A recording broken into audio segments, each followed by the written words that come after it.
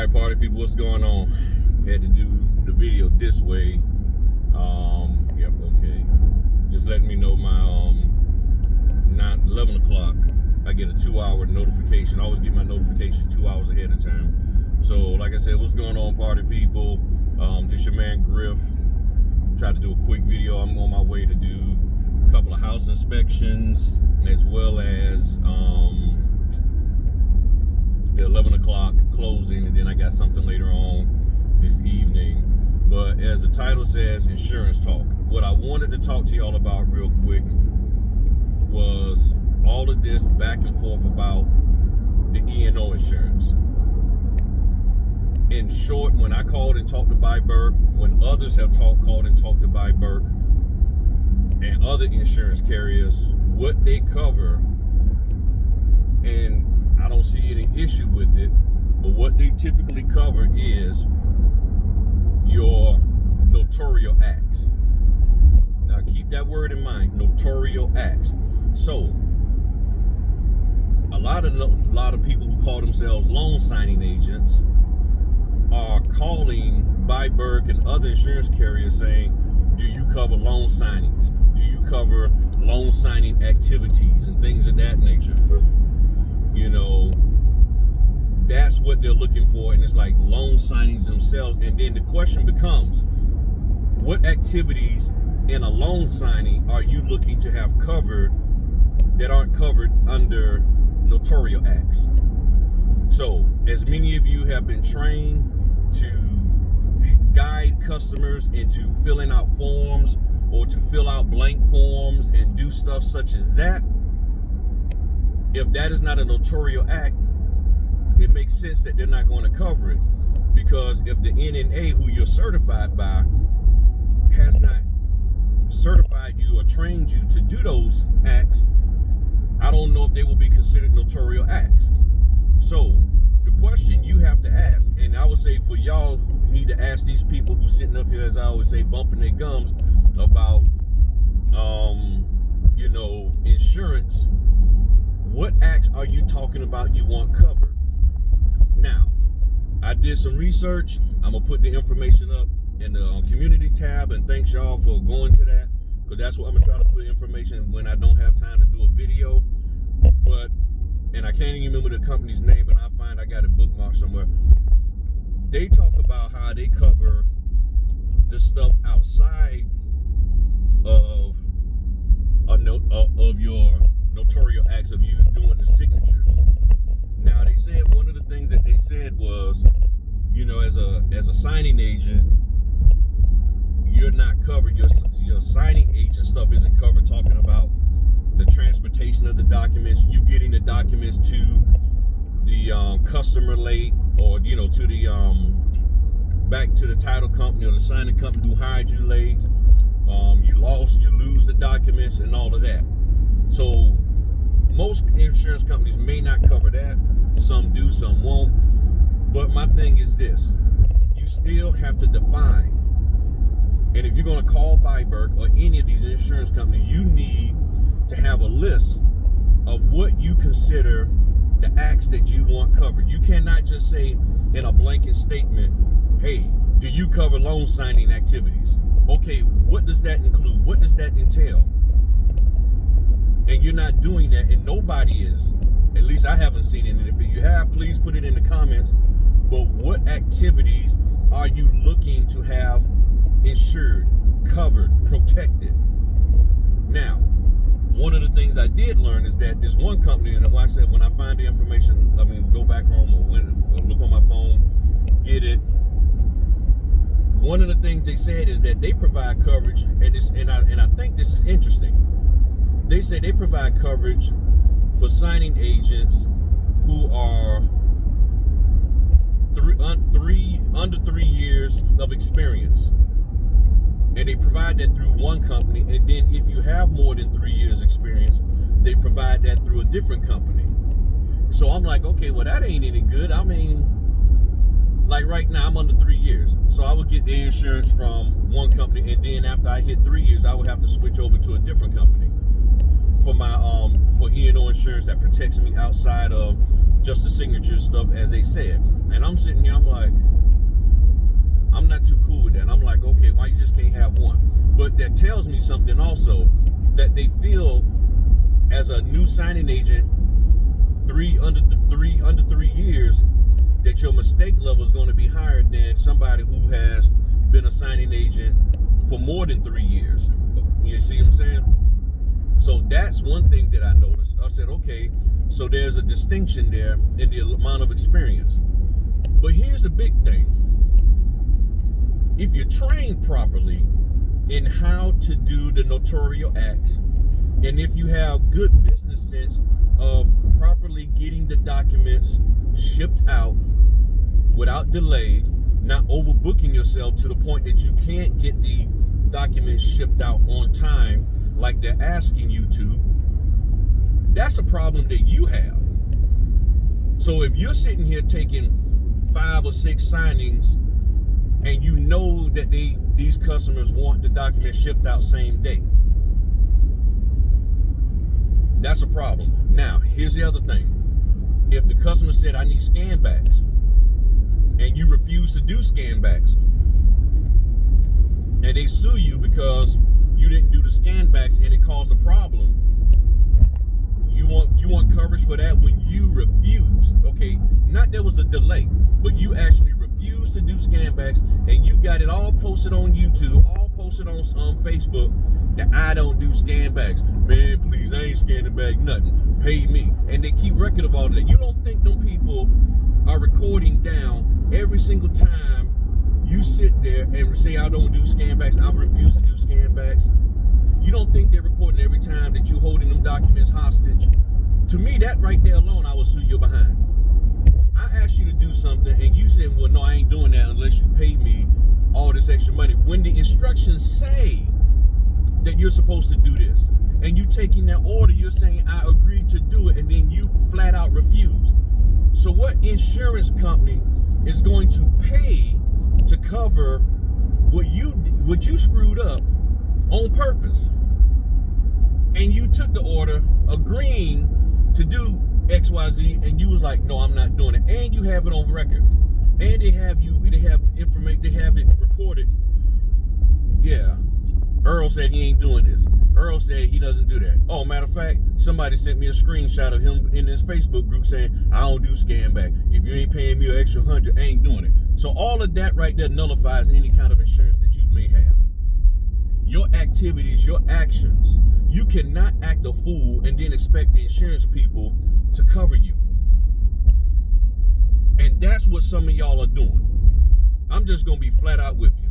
Some of you are acting a pure fool. Hopefully, well, I don't think the people that's my subscribers are acting that way. That part is for those who probably don't subscribe to me. That's all in the Facebook groups, running their mouth and all of that. Y'all people y'all are the ones that are getting yourselves in trouble. Okay? I ain't being nice about this, because it don't make a bit of sense. If you conduct yourself in a professional manner and do the stuff that you're supposed to do, there's no reason for you to have to worry about insurance. What are your parents? Because most of the people that's talking like that are under 30. And I know that's that statement is going to probably burn a lot of people, and probably people under 35.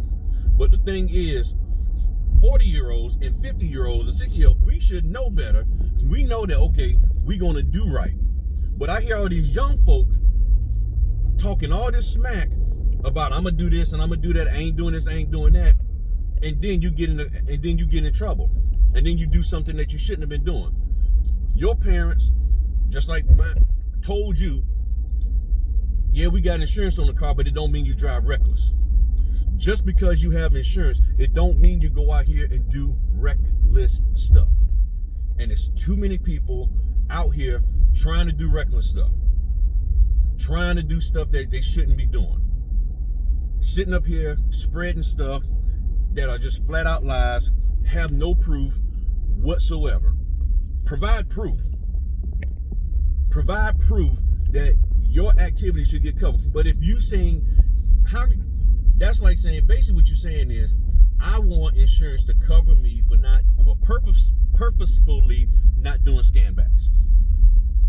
I want insurance to cover me for when I overbook myself and I don't get the documents shipped out on time.